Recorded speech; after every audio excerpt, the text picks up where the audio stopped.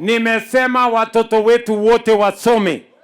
Pale nyuma tulikuwa hatuna madarasa ya kutosha, tulikuwa hatuna walimu wa kutosha. Sasa nimeajiri walimu 1,100. Tumejenga madarasa 23,000.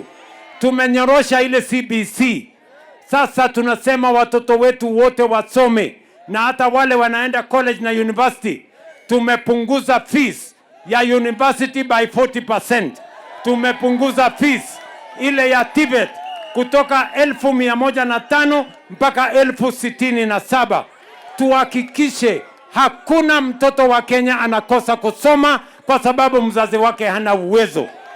Hawa wabunge watatoa basari, governors watatoa basari. Tutahakikisha kwamba hakuna Mkenya hanapata hasara tena. Na maneno ya pesa ya HELB, tumesema tunaongeza pesa ya HELB. Tumetoka shilingi bilioni 17, saa hizi tumefika bilioni 41, na bado tutaongeza mpaka hawa vijana wetu wapate, kila kijana apate pesa ya HELB, ajisimamie na Kenya iweze kusonga mbele.